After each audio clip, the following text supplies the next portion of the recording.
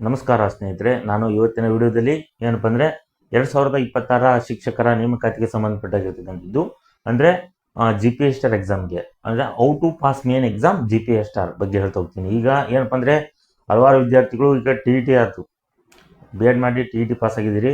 So GPA star ಎಕ್ಸಾಮ್ಗೆ ಓದಬೇಕಾದ್ರೆ ಅಂದರೆ ಮೇನ್ ಎಕ್ಸಾಮ್ಗೆ ಓದಬೇಕಾದ್ರೆ ಯಾವ ರೀತಿಯಾಗಿರ್ತಕ್ಕಂತಹ ಪ್ಯಾಟರ್ನು ಮತ್ತು ಬುಕ್ ಸಿಲೆಬಸ್ ಬಗ್ಗೆ ನಾನು ಏನಪ್ಪ ಅಂದರೆ ಹಿಂದಿನ ವಿಡಿಯೋದಲ್ಲಿ ಹೇಳ್ತಾ ಹೋಗಿದ್ದೀನಿ. ಹಾಗಾದರೆ ಒಂದು ಎಕ್ಸಾಂಪಲ್ ಮೂಲಕ ಅಂದರೆ ಉದಾಹರಣೆ ಮೂಲಕ ನಾನು ಏನು ಮಾಡ್ತೇನಪ್ಪ ಅಂದರೆ ಯಾವ ರೀತಿಯಾಗಿರ್ತಕ್ಕಂತಹ ಕ್ವಶನ್ ಪ್ರಿಂಟ್ ಮಾಡಿರ್ತಾರೆ. ಅಂದರೆ ಈಗ ನಾನು ಹಿಂದಿನ ವಿಡಿಯೋದಲ್ಲಿ ಅಂದರೆ ಹಿಂದೆ ಎಕ್ಸಾಮ್ ನಡೆದಿದ್ದಲ್ಲ 2022 GPTಯಲ್ಲಿ ಎಷ್ಟು ಕನ್ಫರ್ಮ್ ಆಯ್ತು ಅಂದರೆ 15,000 ನಡೀತು. ಅಲ್ಲಿ ಏನಪ್ಪ ಅಂದರೆ ಕ್ವಶನ್ ಪೇಪರ್ ಯಾವ ರೀತಿಯಾಗಿರ್ತಕ್ಕಂಥ ಪ್ರಿಂಟ್ ಮಾಡಿದರು, ಯಾವ ರೀತಿಯಾಗಿರ್ತಕ್ಕಂಥ ಎಷ್ಟು ಮಾರ್ಕ್ಸಿಗೆ ಯಾವ ರೀತಿಯಾಗಿರ್ತಕ್ಕಂತಹ ಏನಪ್ಪ ಇರುತ್ತೆ ಅನ್ನೋದ್ರ ಬಗ್ಗೆ ನಾನು ಹೇಳ್ತಾ ಹೋಗ್ತೀನಿ. ಹಾಗಾಗಿ ಇಲ್ಲಿ ನೋಡ್ಬೋದು, ನಾನು ಪ್ರಮುಖವಾಗಿ ನಾನು GPA ಸ್ಟಾರ್ ಪ್ಯಾಟರ್ನ್ ಬಗ್ಗೆ ಹೇಳ್ತಾ ಹೋದಾಗ ಅಂದರೆ ಹಿಂದಿನ ವಿಡಿಯೋದಲ್ಲಿ ಪ್ರಮುಖವಾಗಿ ನಾನು ಹೇಳಿದೆ ಏನಪ್ಪ ಅಂದರೆ GPA ಸ್ಟಾರ್ ಎಕ್ಸಾಮ್ ಬರೀಬೇಕಂದ್ರೆ ಅಂದರೆ ಅದಕ್ಕೇನಪ್ಪ ಅಂದರೆ ಕನ್ನಡದಲ್ಲಿ ಪದವೀಧರ ಶಾಲಾ ಶಿಕ್ಷಕರ ನೇಮಕಾತಿ ಅಂತ ಕರೀತಾರೆ ಕನ್ನಡದಲ್ಲಿ. ಹಾಗಾದರೆ ಪದವೀಧರ ಅಂದರೆ ನೀವು ಡಿಗ್ರಿ ಮುಗಿರ್ಬೇಕು, ಪ್ಲಸ್ ಏನಪ್ಪ ಅಂದರೆ degree plus B.Ed plus TET paper 2 ಅಂದರೆ ನೀವು TET ಪಾಸ್ ಬರೀತೀರಲ್ಲ ಅಲ್ಲಿ ಪೇಪರ್ 2 ಪಾಸ್ ಆಗಿರಬೇಕು. ಸೊ ಇದು ಮೇನ್ ಇಂಪಾರ್ಟೆಂಟ್ ಆಗಿರ್ತಕ್ಕಂಥ ಒಂದು ಏನಪ್ಪ ಅಂದರೆ ವಿಷಯ ಅಂತ ಹೇಳ್ತೀನಿ. ಸೊ ಅಲ್ಲಿ ಏನಪ್ಪ ಅಂದರೆ ಒಂದೊಂದು ಪೇಪರ್ಗೆ 3 ಗಂಟೆಗಳ ಕಾಲ ಅವಕಾಶ ಇರುತ್ತೆ. ಅಲ್ಲಿ ಸಮಾಜ ಪಾಠಗಳಿಗೆ ಯಾವ ರೀತಿ ಇರತಕ್ಕಂಥ ಕ್ವಶನ್ ತೆಗಿತಾರೆ ಅನ್ನೋದ್ರ ಬಗ್ಗೆ ಹೇಳ್ತೀನಿ. So same pattern to CBZ ಆಗಿರ್ಬೋದು, ಸೈನ್ಸ್ ಮೆಥಡ್ಗೂ ಕೂಡ ಇದೇ ಇರುತ್ತೆ. ಸೊ ಅವರಿಗೆ ಸಪ್ರೇಟ್ ಆಗಿರ್ತಕ್ಕಂಥ ನಾನು ಏನು ಮಾಡ್ತೀನಿ ಅಂತಂದರೆ ಮತ್ತೆ ಮುಂದಿನ ವಿಡಿಯೋದಲ್ಲಿ ಮಾಡ್ತೀನಿ. ಬಟ್ ಈ ರೀತಿ ಆಗಿರ್ತಕ್ಕಂಥ ಪ್ಯಾಟರ್ನ್ ಇರುತ್ತೆ ಅನ್ನೋದ್ರ ಬಗ್ಗೆ ನೀವು ಗಮನ ಬಿಟ್ಟು ಈ ವಿಡಿಯೋನ ಕಂಪ್ಲೀಟ್ ಆಗಿ ನೋಡಿ ಅಂತ ಹೇಳ್ತೀನಿ. ಸೊ ಏನಪ್ಪ ಅಂದರೆ ಪೇಪರ್ 1 ಏನಪ್ಪ ಅಂದರೆ MCQ ಬಂದರೂ ಇರುತ್ತೆ, ಅದೇನಪ್ಪ ಮಲ್ಟಿಪಲ್ ಚಾಯ್ಸ್ ಇರುತ್ತೆ. ಅದು ಓಕೆ, ಮಲ್ಟಿಪಲ್ ಚಾಯ್ಸ್ ಆಗಿ ಓದ್ಕೊಳ್ಳಿ. ಅದ್ರ ಬಗ್ಗೆ ನಾನು ವಿವರಣೆ ರೀತಿಯಾಗಿಲ್ಲ, ಯಾಕಂದರೆ ಅಲ್ಲಿ ಏನಪ್ಪ ಅಂದರೆ ಸಬ್ಜೆಕ್ಟ್ ಇದಿರ್ತಾವೆ, ಕನ್ನಡ, ಇಂಗ್ಲೀಷು, ಕಂಪ್ಯೂಟ್ರು ಈ ರೀತಿಯಾಗಿರ್ತಕ್ಕಂಥದ್ದು ನೀವು ಈಸಿಯಾಗಿ ಓದಿ ಅಲ್ಲೇ ಆನ್ಸರ್ ಇರುತ್ತೆ, ಹುಡ್ಕೊಂಡು ಹಾಕ್ಬೋದು. ಓಕೆ, ನೆಕ್ಸ್ಟ್ ಪೇಪರ್ 2 ಅನ್ನೋದಾದರೆ ಅಲ್ಲಿ ಏನಪ್ಪ ಅಂದರೆ 50 MCQ ಪ್ಲಸ್ 100 ಮಾರ್ಕ್ಸಿಗೆ ವಿವರಣೆ ಇರುತ್ತೆ. ಅಂದರೆ ಇಲ್ಲಿ ಬಂತು ಟಫ್ ಆಗಿರ್ತಕ್ಕಂಥದ್ದು ಯಾವ ರೀತಿ ಅಲ್ಲಿ ನೀವು ಏನಪ್ಪ ಅಂದರೆ ಕನ್ಫ್ಯೂಸ್ ಆಗ್ತೀರಾ. ಸೊ ಅದರ ಬಗ್ಗೆ ನಾನು ಇವತ್ತಿನ ವಿಡಿಯೋದಲ್ಲಿ ಹೇಳ್ತಾ ಹೋಗ್ತೀನಿ. ಮತ್ತು ಪೇಪರ್ 3 ಅದು ಏನಪ್ಪ ಅದು ವಿವರಣೆ ಇರುತ್ತೆ, ನಾನು ಮುಂದಿನ ವಿಡಿಯೋದಲ್ಲಿ ಮಾಡ್ತೀನಿ. ಜಸ್ಟು ಈ ಪೇಪರ್ 1 2 ನಿಮಗೆ ಈಸಿ, ಪೇಪರ್ 2 ಬಗ್ಗೆ ನಾನು ಹೇಳ್ತಾ ಹೋಗ್ತೀನಿ. ಸೊ ಅಲ್ಲಿ ಏನಿರುತ್ತೆ ಪೇಪರ್ 2 ಇದು 3 ಗಂಟೆ ಏನಪ್ಪ ಅಂದರೆ ಕಾಲಾವಕಾಶ ಇರುತ್ತೆ. ಅಲ್ಲಿ ಏನಪ್ಪ ಟೋಟಲ್ 150 ಮಾರ್ಕ್ಸ್ ಇರುತ್ತೆ. ಹಾಗಾದರೆ 150 ಮಾರ್ಕ್ಸಿಗೆ ಅಂದರೆ 50 MCQ ಇದನ್ನು ಬಿಡಿ, ನಿಮ್ಮ ಸಮಾಜ ಪಾಠಗಳಿಗೆ ಸಂಬಂಧಪಟ್ಟಿರ್ತಕ್ಕಂಥ 50 MCQ ಕೇಳ್ತಾರೆ. ಹೆಂಗೆ ಕೇಳ್ತಾರೆ ಒಂದು ಉದಾಹರಣೆ ಹೇಳ್ಬೇಕಂದ್ರೆ ಸಮಾಜದಲ್ಲಿ ಏನಪ್ಪ ಸಮಾಜ ಪಾಠ ಅಲ್ಲಿ ಇರ್ತಕ್ಕಂಥದ್ದು ಇತಿಹಾಸ ಬಗ್ಗೆ ಕೇಳ್ತಾರೆ. ಈಗ ಒಂದು ಉದಾಹರಣೆ ಹೇಳ್ಬೇಕಂದ್ರೆ ವಾಸ್ಕೋ ಡಿ ಗಾಮ ಏನು ಮಾಡಿದ, ಎಷ್ಟರಲ್ಲಿ ನಮ್ಮ ಭಾರತಕ್ಕೆ ಕಾಲಿಟ್ಟ, ಅಂದು ಕ್ಯಾಲಿಕಟ್ನಲ್ಲಿ ತಲುಪ್ತಾನಲ್ಲ ಅದು ಎಷ್ಟನೇ ಇಸ್ವಿ ಅಂತ ಕೇಳ್ಬೋದು. ಅಲ್ಲಿ ಆಪ್ಷನ್ ಕೊಟ್ಟಿರ್ತಾನೆ, ನೀವು ಸರಿಯಾಗಿರ್ತಕ್ಕಂಥ ಆಪ್ಷನ್ ಏನಪ್ಪ 1498 ಈ ಥರ ಏನಿರುತ್ತೋ ನಿಮ್ಮ ಸರಿಯಾದ ಉತ್ತರ ನೀವು ಅಲ್ಲಿ ಬರೀಬೇಕಾಗತ್ತೆ.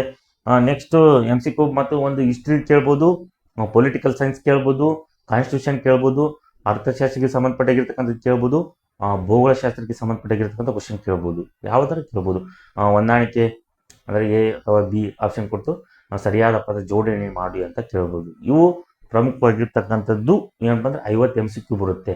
ಸೊ ಅದೇ ಪೇಪರ್ 2ನಲ್ಲಿ 50 MCQ ಆದರೆ 100 ಮಾರ್ಕ್ಸಿಗೆ ಯಾವ ರೀತಿಯಾಗಿರ್ತಕ್ಕಂಥ ವಿವರಣೆ ಇರುತ್ತೀರಿ ಅನ್ನೋದಾದರೆ ನಾನು ಇಂಪಾರ್ಟೆಂಟ್ ಆಗಿರ್ತಕ್ಕಂಥದ್ದು ನೀವು ಗಮನಿಸಬೇಕಾಗಿರ್ತಕ್ಕಂಥ ವಿಡಿಯೋ ಏನಿರುತ್ತೆ 100 ವಿವರಣೆ ಯಾವ ರೀತಿಯಾಗಿರ್ತಕ್ಕಂತಹ ಪ್ಯಾಟರ್ನ್ ಇರುತ್ತೆ. ಸೊ ನಾನು 2022 ಪ್ಯಾಟರ್ನ್ ಪ್ರಕಾರ ಹೇಳ್ತಾ ಹೋಗ್ತೀನಿ. ರೀಸೆಂಟ್ ನಡೆದಿರ್ತಕ್ಕಂಥ ಎಕ್ಸಾಮ್ GPT ನೀವು ಆಗಿರ್ತಕ್ಕಂಥದ್ದು ಅಪ್ಡೇಟ್ ಅಂತ ಹೇಳ್ತೀನಿ.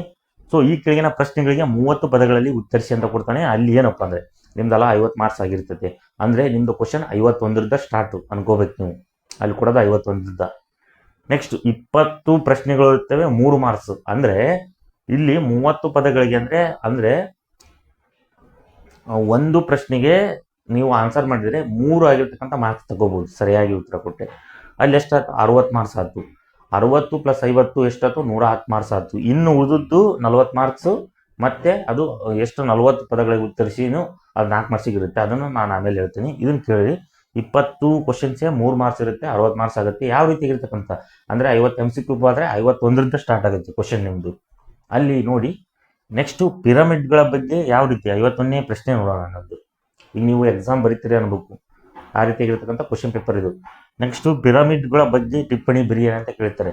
ಸ್ಪಾಟ್ ಓದಿದವ್ರು ಏನು ಮಾಡ್ತೀರಿ, ನೋಟಿಫಿಕೇಶನ್ ಆಗಿಲ್ಲ ಅನ್ನೋರು ಇದನ್ನು ನೋಡಬೇಕಾಗುತ್ತೆ, ಇಂಪಾರ್ಟೆಂಟ್. ನೀವು ಪಿರಮಿಡ್ಗಳ ಬಗ್ಗೆ ನಾವು ಓದೇ ಇಲ್ಲ ಅಂದ್ರೆ ನೀವು ಮೈನಸ್ ಆಯ್ತು, ಅಲ್ಲಿ ಸ್ಕೋರ್ ಕೂಡ ಕಡಿಮೆ ಆಯಿತು. ಹಾಗಾಗಿ ನಾನು ಏನು ಹೇಳಿದೆ, ಹಲವಾರು ರೀತಿ ವಿವರಣೆ ಓದ್ಕೊಳ್ಳಿ, ಕ್ವಶನ್ ಪೇಪರ್ ಪ್ಯಾಟರ್ನ್ ತಗೊಳ್ಳಿ, ಪ್ರಿವಿಯಸ್ ಕ್ವಶನ್ ಪೇಪರ್ ಕೂಡ ನೀವು ತೆಗೆದುಕೊಳ್ಳಿ ಅಂತ ನಾನು ಹೇಳಿದೆ. ಅಲ್ಲಿ ಏನು ಮಾಡಿದರೆ ಪಿರಮಿಡ್ಗಳ ಬಗ್ಗೆ ಟಿಪ್ಪಣಿ ಬರೆಯ ಅಂತ ಕೇಳ್ತಾರೆ. ಯಾವ ಪಿರಮಿಡ್ ಅನ್ನೋದು ನಿಮ್ಮ ತಲೆಯಲ್ಲಿ ಬಂದುಬಿಡುತ್ತೆ. ಬೈ ಚಾನ್ಸ್ ಇದ್ರ ಬಗ್ಗೆ ಏನಾದರೂ ಗೊತ್ತಿಲ್ಲಪ್ಪ ಅಂದರೆ ಮೂಡೋದು ನಿಮ್ಮ 3 ಮಾರ್ಕ್ಸು ಆಯಿತು. 60ರಲ್ಲಿ ನಿಮ್ಮ 3 ಮಾರ್ಕ್ಸ್ ಹೋದರೆ 57 ಕ್ವಶನ್ ಉಳಿತು. ಮತ್ತು ಅದರಲ್ಲಿ ನೀವು ಯಾವುದು ಗೊತ್ತಿಲ್ಲೋ ಅವು ಮೈನಸ್ ಆಗ್ತಂತ ಹೋಗ್ತವೆ. ಇದ್ರ ಬಗ್ಗೆ ಏನಾದರೂ ಗೊತ್ತಿದ್ರೆ ಸೊ 1 or 2 ಮಾರ್ಕ್ಸ್ ತಗೋಬಹುದು ಅಂತ ನಾನು ಹೇಳ್ತೀನಿ. ನೆಕ್ಸ್ಟ್ ಈ ರೀತಿಯಾಗಿರ್ತಕ್ಕಂಥ ಕ್ವಶನ್ ಕೇಳ್ತಾವೆ. ಇದನ್ನು 3 ಮಾರ್ಕ್ಸಿಗೆ ಬರೀಬೇಕು ನೀವು. ನೆಕ್ಸ್ಟ್ ಬರ್ತಕ್ಕಂಥದ್ದು 52ನೇ ಕ್ವಶನ್ ಬರುತ್ತೆ. ನೆಕ್ಸ್ಟ್ ಅಲ್ಲಿ ಏನಂತಂದ್ರೆ ಕರ್ನಾಟಕದ ಸ್ವಾತಂತ್ರ್ಯ ಹೋರಾಟದಲ್ಲಿ ಸಂಗೊಳ್ಳಿ ರಾಯಣ್ಣ ಪಾತ್ರವನ್ನು ವಿವರಿಸಿ. ಇಲ್ಲಿ ಕರ್ನಾಟಕ ಹಿಸ್ಟ್ರಿ ಬಂತು. ಯಾವ ಇಂಡಿಯನ್ ಹಿಸ್ಟ್ರಿ ಕೇಳ್ಬೋದು, ಕರ್ನಾಟಕ ವರ್ಲ್ಡ್ ಹಿಸ್ಟ್ರಿ ಕೇಳ್ಬೋದು. ಈ ರೀತಿಯಾಗಿರ್ತಕ್ಕಂಥ ಹಿಸ್ಟ್ರಿ ಕೇಳ್ತಾರೆ ಅವರು. ಭೂಗೋಳನ ಹಾಗೆ ಕೇಳ್ಬೋದು, ಕಾನ್ಸ್ಟಿಟ್ಯೂಷನ್ ಕೇಳ್ಬೋದು. ಈ ರೀತಿಯಾಗಿರ್ತಕ್ಕಂಥ ಕ್ವಶನ್ ಕೇಳ್ತಾರೆ ಅವರು. ಇಲ್ಲಿ ಕರ್ನಾಟಕ ಸ್ವಾತಂತ್ರ್ಯ ಹೋರಾಟ ಸಂಗೊಳ್ಳಿ ರಾಯಣ್ಣ ಬಗ್ಗೆ ಏನಾದರೂ ಗೊತ್ತೇ ಇಲ್ಲಪ್ಪ ಅಂದರೆ ಸೊ ನೆಗೆಟಿವ್ ಮಾರ್ಕ್ಸ್ ಆಗ್ತದೆ. ಗೊತ್ತಿದ್ರೆ ನೀವು ಮಾರ್ಕ್ಸ್ ತಗೋಬೋದು. ಚೆನ್ನಾಗಿ ಬರೆದ್ರೆ 3 ಮಾರ್ಕ್ಸ್ಗಳು ತಗೋಬೋದು. ಏನಪ್ಪ ಮೀಡಿಯಂ ಬರೆದ್ರೆ 2 ಮಾರ್ಕ್ಸ್ ತಗೋಬೋದು. ಈ ರೀತಿಯಾಗಿರ್ತಕ್ಕಂತಹ ಕ್ವಶನ್ ಕೇಳ್ತಾರೆ. ನೆಕ್ಸ್ಟ್ ಇದು ಅಲ್ಲಿ ಕೇಳಿದೆ 20 ಮಾರ್ಕ್ಸಿಗಾದರೆ ಅಲ್ಲಿ 20 ಕ್ವಶನ್ ಬಿಡಬೇಕು. 51ರಿಂದ 70 ಕ್ವಶನ್ವರೆಗೆ ಏನಿರುತ್ತೆ 3 ಮಾರ್ಕ್ಸಿಗೆ ಕೊಟ್ಟಂಥ ಮಾರ್ಕ್ಸ್ ಇರುತ್ತೆ. ಹಾಗಾದರೆ 71ನೇ ಕ್ವಶನ್ ಯಾವ ರೀತಿಯಾಗಿರುತ್ತೆ ಅನ್ನೋದಾದರೆ ಅಲ್ಲಿ ಪ್ಯಾಟರ್ನ್ ಏನು ಚೇಂಜ್ ಆಯಿತು. ಅಲ್ಲಿ ಏನು ಚೇಂಜ್ ಆಯ್ತಪ್ಪ ಅಂದರೆ ಈ ಕೆಳಗಿನ ಪ್ರಶ್ನೆಗಳಿಗೆ 40 ಪದಗಳಲ್ಲಿ ಉತ್ತರಿಸಿ. ಇಲ್ಲಿ 30 ಪದಗಳಿಗಿತ್ತು, ಏನಾಯ್ತು ಇಲ್ಲಿ 40 ಪದಗಳಲ್ಲಿ ಉತ್ತರಿಸಿ ಅಂತಾಯ್ತು. ಈಗ 110 ಮಾರ್ಕ್ಸ್ ನೀವು ಎಲ್ಲ ಬರೆದಿದ್ದೀರಿ, ಇನ್ನು ಉಳಿದಿರೋದು ಕೇವಲ 40 ಮಾರ್ಕ್ಸಿಗೆ ಉಳಿದಿರುತ್ತೆ. ಅಲ್ಲಿ 40 ಏನು ಮಾಡ್ತಾನಪ್ಪ ಅಂದ್ರೆ 10 ಕ್ವಶನ್ ಕೊಡ್ತಾನೆ, ಒಂದು ಪ್ರಶ್ನೆಗೆ 4 ಆಗಿರ್ತಕ್ಕಂಥ ಉತ್ತರಗಳನ್ನು ಕೊಡ್ತಾನೆ. ಅಂದರೆ 10 × 40 ಅಂದರೆ 110 ಮಾರ್ಕ್ಸಿಗೆ ನೀವು ಕ್ವಶನಿಗೆ ಬರೆದ್ಬಿಟ್ಟಿರ್ತೀರಿ. ಇನ್ನೂ ಇರ್ತಕ್ಕಂಥದ್ದು 40 ಪ್ರಶ್ನೆಗಳು ಅಲ್ಲ, 40 ಅಂಕಗಳು ಇರ್ತವೆ. ಅವರು ಒಂದು ಪ್ರಶ್ನೆಗೆ 4 ಅಂಕಗಳನ್ನು ಕೊಡ್ತಾರೆ. ಅಂದರೆ 10 ಪ್ರಶ್ನೆಗಳಿಗೆ ಅಂದರೆ 40 ಅಂಕಗಳು ಆದವು. ಅಂದರೆ 150 ಕಂಪ್ಲೀಟ್ ಆಗುತ್ತೆ ಅನ್ನೋದಾದ್ರೆ ಯಾವ ರೀತಿ ಇರ್ತಕ್ಕಂಥ ಕ್ವಶನ್ ಕೇಳ್ತಾನೆ. 71ರಿಂದ 1857ರ ದಂಗೆಗೆ ಆರ್ಥಿಕ ಕಾರಣಗಳನ್ನು ವಿವರಿಸಿ. ಏನು ದಂಗೆ ಆಯ್ತಲ್ಲಪ್ಪ, ಮೊದಲ ಸ್ವಾತಂತ್ರ್ಯ ಸಂಗಮ ಅಂತ ಕರಿತೀವಿ ನಾವು 1857. ಈ 1857ರ ದಂಗೆಗೆ ಆರ್ಥಿಕ ಕಾರಣಗಳು ಏನು ನಡೀತವು. ಅಲ್ಲಿ ಆ ದಂಗೆ ಹೇಳಲು ಕಾರಣ ಅಂದರೆ ಇತಿಹಾಸದಲ್ಲಿ ಮೊದಲ ಸ್ವಾತಂತ್ರ್ಯ ಸಂಗಮ ನಡೆದಾಗ ಅಲ್ಲಿ ಆ ಸಂದರ್ಭದಲ್ಲಿ ಆರ್ಥಿಕ ಕಾರಣಗಳನ್ನು ನೀವು ಓದಿರಬೇಕು. ಅಲ್ಲಿ ಗೊತ್ತಿದ್ರೆ ನೀವು ಬರಿತೀವಿ. ಎಲ್ಲ ಕಾರಣಗಳನ್ನು ರಾಜಕೀಯ, ಆರ್ಥಿಕ, ಧಾರ್ಮಿಕ ಕಾರಣ ಏನಿತ್ತು ಅನ್ನೋದ್ರ ಬಗ್ಗೆ ನೀವು ತಿಳ್ಕೊಂಡಿದ್ರೆ ಅಲ್ಲಿ ಆರ್ಥಿಕ ಬದಲಿ ಧಾರ್ಮಿಕ ಕೊಟ್ಟರೆ ನೀವು ಧಾರ್ಮಿಕ ಬಗ್ಗೆ ಬರ್ತಂದ್ರೆ ನಿಮ್ಮ ಮಾರ್ಕ್ಸ್ ನಿಮಗೆ ಬರುತ್ತೆ. ಇಲ್ಲಾಂದರೆ ನೋ. ಅಲ್ಲಿ ಮೀಡಿಯಂ ಬರೆದ್ರೂ ಕೂಡ ನಿಮಗೆ 2 ಮಾರ್ಕ್ಸ್ ಸಿಗುವ ಸಾಧ್ಯತೆ ಇದೆ. ನೀವು ಚೆನ್ನಾಗಿ ಬರೆದ್ರೆ 3 ಮಾರ್ಕ್ಸ್ ಕೂಡ ತಗೋಬಹುದು. ಅಲ್ಲಿ ಆರ್ಥಿಕ ಕಾರಣಗಳು ಪ್ರಮುಖವಾಗಿ ನಡೆದವು. ಏನಂತ ನಡೆದವು ಆರ್ಥಿಕ ಕಾರಣ? ಅಲ್ಲಿ ಏನಪ್ಪ ಅಂದರೆ ಅಲ್ಲಿ ದಂಗೆಗೆ ಕಾರಣ ನಮ್ಮ ಸೈನಿಕರನ್ನು ಸಮುದ್ರ ಆಚೆಗೆ ಏನು ಮಾಡಿದ್ರು, ಸೈನಿಕ ಕಾರಣನೂ ಬರುತ್ತೆ. ಅಲ್ಲಿ ಆರ್ಥಿಕ ಮತ್ತು ಸಂಬಳದಲ್ಲಿ ಕೂಡ ಸೈನಿಕರು ಏನು ಮಾಡಿದ್ರು, ಏನಪ್ಪ ಅಂದರೆ ಹಲವಾರು ರೀತಿಯಾಗಿರ್ತಕ್ಕಂಥ ಕಡಿಮೆ ವೇತನವನ್ನು ಕೊಟ್ಟರು. ಅದು ಕೂಡ ಕಾರಣ ಆಗುತ್ತೆ. ಸೈನಿಕ ಕಾರಣ ಕೊಟ್ಟರು ಬರಿಬೋದು. ಏನಂತ ಸೈನಿಕ ಕಾರಣ ಕೊಟ್ಟರೆ ನಮ್ಮ ಭಾರತೀಯ ಸೈನಿಕರನ್ನು ಸಮುದ್ರದ ಆಚೆಗೆ ಏನು ಮಾಡಿದ್ರು, ಅವರು ಸೈನ್ಯವನ್ನು ಕೊಟ್ಟರು, ಅಲ್ಲೇ ನೀವು ಇರಬೇಕು. ಬಟ್ ಅವರು ಇರ್ತಕ್ಕಂತಹ ಸೈನ್ಯಗಳನ್ನು ಅಂದರೆ ಬ್ರಿಟಿಷರಿರ್ತಕ್ಕಂಥ ಸೈನ್ಯವನ್ನು ತಮ್ಮ ಸ್ಥಳದಲ್ಲೇ ಅಂದರೆ ಆ ಜಾಗದಲ್ಲೇ ಸ್ಥಳೀಯ ಜಾಗದಲ್ಲೇ ಕೆಲಸ ಕೊಟ್ಟರು. ಇದು ಸೈನಿಕ ಕಾರಣ ಆಕತಿ. ಆರ್ಥಿಕ ಕಾರಣ ಏನಿತ್ತು, ಧಾರ್ಮಿಕ ಕಾರಣ ಇತ್ತು, ಹಿಂಗೆ ಬರಿಬೇಕಾಗತ್ತೆ. ಅಲ್ಲಿ 3 ಮಾರ್ಕ್ಸ್ ಬೇಕಾದರೆ ನಿಮ್ಗೆ ಕಂಪ್ಲೀಟ್. ಈ ರೀತಿಯಾಗಿರ್ತಕ್ಕಂಥ ಕ್ವಶನ್ ಕೇಳ್ತಾರೆ. ನೆಕ್ಸ್ಟ್ ಬರ್ತಕ್ಕಂಥದ್ದು 72 ರಾಜ್ಯಪಾಲರ ಅರ್ಹತೆ ಮತ್ತು ಅಧಿಕಾರವನ್ನು ವಿವರಿಸಿ. ನೀವು ರಾಜ್ಯಪಾಲರ ಬಗ್ಗೆ ಕಾನ್ಸ್ಟಿಟ್ಯೂಷನ್ ಓದಿರಬೇಕು. ನೋಡಿ, ಒಂದು ಹಿಸ್ಟ್ರಿ ಕ್ವಶನ್ ಇದೆ ಅಂದರೆ ಇದು ಪೊಲಿಟಿಕಲ್ ಸೈನ್ಸ್ ಆಗಿರ್ತಕ್ಕಂತಹ ಕಾನ್ಸ್ಟಿಟ್ಯೂಷನ್ ಅಂದರೆ ಸಂವಿಧಾನ ಪ್ರಶ್ನೆ ಅಂತ ಹೇಳ್ತೀನಿ, ಓದಲೇಬೇಕು. ಬರೀ ಹಿಸ್ಟ್ರಿ ಓದಿದ್ರಲ್ಲ, ನೀವು ಸಂವಿಧಾನ ಕೂಡ ಓದಿರಲೇಬೇಕು ಅನ್ನೋದು ಇದರ ಒಂದು ನಿಯಮ. GPSR ಆಗಿರ್ತಕ್ಕಂಥ ಕ್ವಶನ್ ಪೇಪರ್ ಈ ರೀತಿಯಾಗಿರ್ತಕ್ಕಂತಹ ಪ್ಯಾಟರ್ನ್ ಅಂತ ಹೇಳ್ಬೋದು.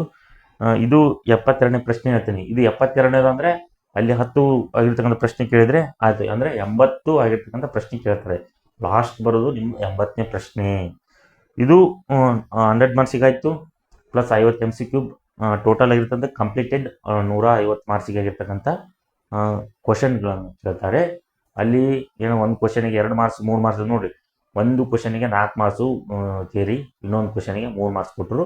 ಅಲ್ಲಿ MCQ ಒಂದೊಂದು ಪ್ರಶ್ನೆಗೆ ಒಂದೊಂದು ಕೊಟ್ಟರು. ಇದು GPSRನಲ್ಲಿ 3 ಪತ್ರಿಕೆಗಳಿರ್ತವೆ, ಪೇಪರ್ 1, ಪೇಪರ್ 2, ಪೇಪರ್ 3. ಇದು ಯಾವುದಪ್ಪ ಅಂದರೆ ಪೇಪರ್ 2ಗೆ ಅಷ್ಟೇ ಸಂಬಂಧಪಟ್ಟಿದ್ದು. ಪೇಪರ್ 1 GK 150ಕ್ಕೂ MCQ ಬರುತ್ತೆ, ಬೇರೆ ಬೇರೆ ಸಬ್ಜೆಕ್ಟ್ ಬರ್ತವೆ. ಪೇಪರ್ 2 ಆಯ್ತು. ನೆಕ್ಸ್ಟ್ ನೋಡೋದಲ್ಲಿ ಪೇಪರ್ 3 ಬಗ್ಗೆ ನಾನು ಹೇಳ್ತಾ ಹೋಗ್ತೀನಿ. ಹಾಗಾಗಿ ಯಾರ್ಯಾರು ಈ ಚಾನಲನ್ನು ಹೊಸದಾಗಿ ನೋಡ್ತಿದ್ರು ಅವರೆಲ್ಲರೂ ಈ ಚಾನಲನ್ನು ಸಬ್ಸ್ಕ್ರೈಬ್ ಮಾಡಿ. ಇದು ಶಿಕ್ಷಕರ ನೇಮಕಾತಿಗೆ ಸಂಬಂಧಪಟ್ಟಾಗಿರ್ತಕ್ಕಂಥ ಏನಪ್ಪ ಮೇನ್ ಕಂಟೆಂಟ್. ನಿಮ್ಗೇನು ಬೇಕು ಅದರ ಬಗ್ಗೆ ನಾನು ಬಿಗ್ ಅಪ್ಡೇಟ್ ಹೇಳ್ತಾ ಹೋಗಿದ್ದೀನಿ. ಹಲವಾರು ರೀತಿಯಾಗಿರ್ತಕ್ಕಂಥ MCQ ಆಗಿರ್ತಕ್ಕಂಥ ಕ್ಲಾಸಸ್ ಕೂಡ ಹೇಳ್ತಾ ಹೋಗಿದ್ದೀನಿ.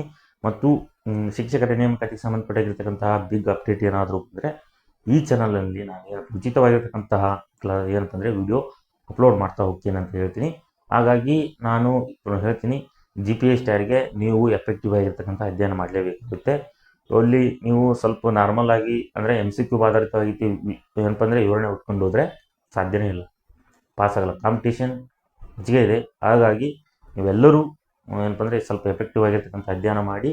ನಾನು ಮುಂದಿನ ವಿಡಿಯೋದಲ್ಲಿ ಏನಪ್ಪ ಅಂದರೆ ಬೇರೆ ವಿಷಯದೊಂದಿಗೆ ಬರ್ತೀನಿ. ಧನ್ಯವಾದಗಳು.